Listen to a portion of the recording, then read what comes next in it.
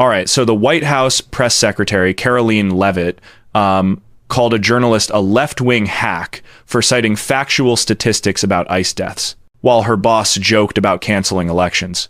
Again, and if you thought her press briefings are bad, wait until you see what happened the other day when reporters dared to ask about the FBI raiding a Washington Post journalist's home, Trump talking about canceling the midterms, and ICE agents killing an American citizen. Because what we witnessed was a press briefing that turned into a masterclass in authoritarian intimidation tactics. So, Leavitt held what can only be described as one of the most unhinged press briefings in modern American history a couple of days ago. This is significant because we're watching, like, in real time, the complete breakdown of press freedom in America, the normalization of election cancellation rhetoric, and the White House's aggressive defense of federal agents who are killing American citizens. Let me walk you through exactly what happened and why every single American, regardless of party, should be terrified. So, let's start with what happened when a reporter asked about Trump's comments on canceling the midterm elections. Here's what Trump told Reuters in an interview last week. Quote, "It's some deep psychological thing, but when you win the presidency, you don't win the midterms. When you think of it, we shouldn't even have an election." In other words, Trump is so worried about Republicans losing control of Congress in November that he's floating the idea of just not having elections. You know, the thing democracies are built on. And by the way, this isn't the first time. He said nearly identical things at the Kennedy Center last week. So when reporters asked Leavitt about it, here's what she said. Go ahead, John. Oh, thank you so much. My question is, President Trump has talked twice in recent days, once at the Kennedy Center and then to Reuters again last night about canceling the election. Why is he talking about this? I believe you're referring to the president's interview at Reuters last night. I was in that interview. It was a closed-door interview. Obviously, there was not audio or video. The president was simply joking. He was saying, we're doing such a great job. We're doing everything the American people thought. Maybe we should just keep rolling. But he was speaking facetiously. And then one more. Translation. The president keeps publicly musing about canceling elections. But don't worry, it's hilarious. Democracy ending? Comedy? Gold, I guess, apparently. So, independent reporter Andrew Feinberg followed up with what should be an obvious question. Thank you, Caroline. Two questions. First, to follow up on one of my colleagues who asked you about the president's interview with Reuters. You said that he was joking about canceling the elections, but Americans for generations have fought and died for democracy, for this democracy. Are you saying that the president finds the idea of canceling elections funny? Andrew, were you in the room? No, you weren't. I was in the room. I heard the conversation, and only someone like you would take that so seriously and pose it as a question in that way.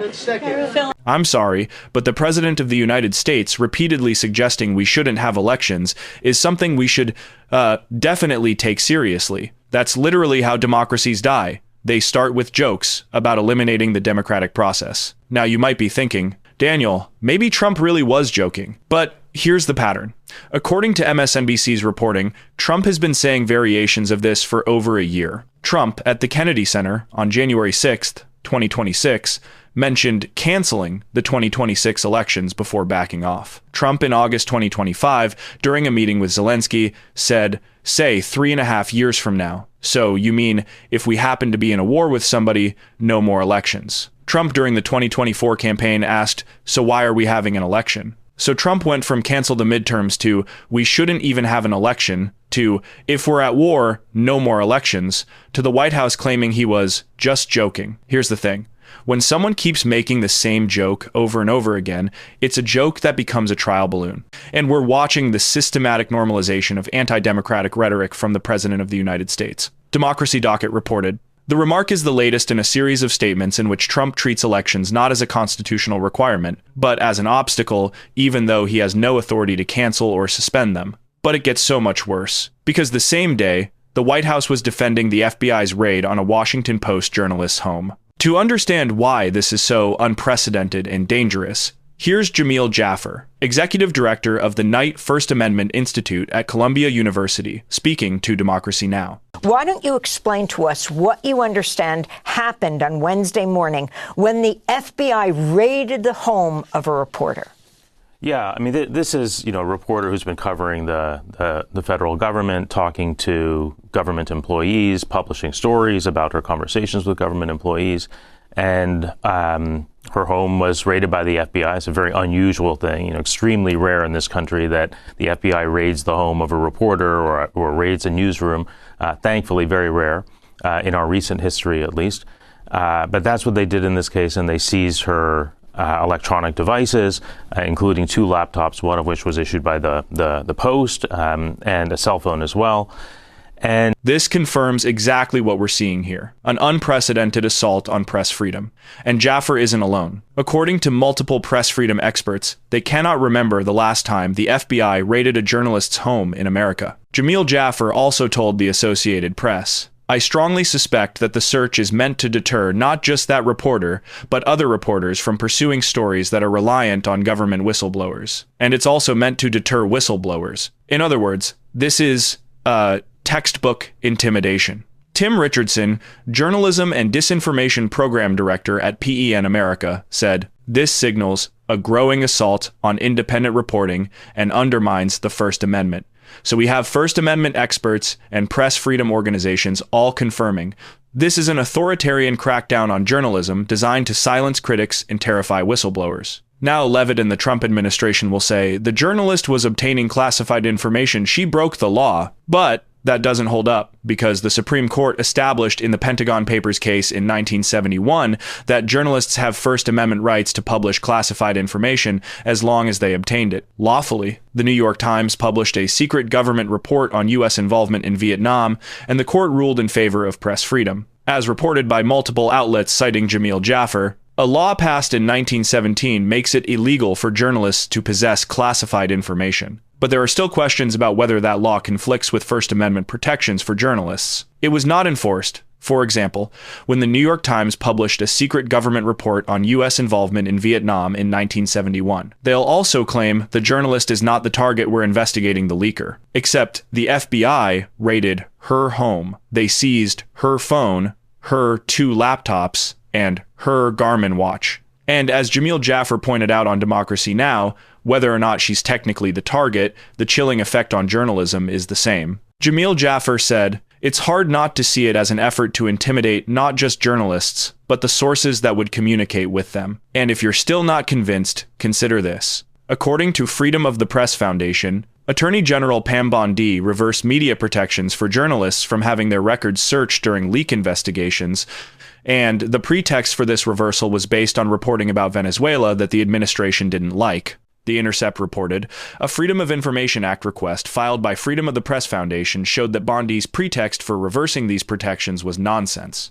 So the Trump administration changed the rules to make it easier to go after journalists, and then immediately used those new rules to raid a reporter who had been exposing mass federal layoffs and government chaos. If that sounds like authoritarian intimidation tactics, that's because it is. But perhaps the most revealing moment came when Hill columnist Niall Stanage asked about ICE's conduct. Here's the full exchange from the briefing. Thanks, Karoline. Earlier, you were just defending ICE agents generally, and earlier on, Secretary Karoline spoke to the media, and she said, among other things, that they are doing everything correctly. 32 people died in ICE custody last year. 170 US citizens were detained by ICE, and Renee Good was shot in the head and killed by an ICE agent. How does that equate to them doing everything correctly? Why was Renee Good unfortunately and tragically killed? Are you asking me my Yeah. opinion? Because an ICE agent acted recklessly and killed her unjustifiably. Oh, okay. So you're a biased reporter with a left-wing opinion. What do you want me to do? Yeah, because you're a left-wing hack. You're not a reporter. You're posing in this room as a journalist, and it's so clear by the premise of your question. And you and the people in the media who have such biases but fake like you're a journalist, you shouldn't even be sitting in that seat. But you're pretending like you're a journalist, but you're a left-wing activist. And the question that you just raised and your answer proves your bias. You should be reporting on the facts. You should be reporting on the cases. Do you have the numbers of how many American citizens were killed at the hands of illegal aliens who ICE is trying to remove from this country? I bet you don't. I bet you didn't even read up on those stories. I bet you never even read about Laken Riley or Jocelyn Nungray or all of the innocent Americans who were killed at the hands of illegal aliens in this country. And the brave men and women of ICE are doing everything in their power to remove those heinous individuals and make our communities safer. And shame on people like you in the media who have a crooked view and have a biased view and pretend like you're a real honest journalist. I'm sorry, but he was reporting on the facts. He cited that 32 people died in ICE custody last year. He cited that 170 U.S. citizens were detained. He cited that an American citizen was killed. Those are facts. According to the Mirror and other outlets, the year 2025 marked the most fatal period for ICE detainees in 20 years, with 32 deaths occurring while in ICE custody. This figure equaled the prior high recorded in 2024. Leavitt asked him for his opinion, he gave it, and then she called him a hack and a left-wing activist and said he shouldn't even be in the briefing room. This is the Trump playbook. When you can't answer the question, attack the journalist. Rather than answer the question, Leavitt began to interrogate Stanage about his personal viewpoint on the shooting. She asked the reporter, why was Renee Good unfortunately and tragically killed? Befuddled, he responded, "Are you asking me my opinion?" To which she said, yes. She literally asked for his opinion, then attacked him for having one. Here's what gets lost in all of this. Real people are being harmed. Hannah Natanson, the Washington Post reporter who was raided, wrote a piece on Christmas Eve about the toll her reporting had taken. Multiple outlets reported on one particularly heartbreaking message she received. A woman wrote to her on Signal, asking her not to respond. She lived alone, she messaged, and planned to die that weekend. Before she did, she wanted at least one person to understand. Trump had unraveled the government, and with it, her life. That's the human cost of what this administration is doing. This goes beyond press freedom or democratic norms.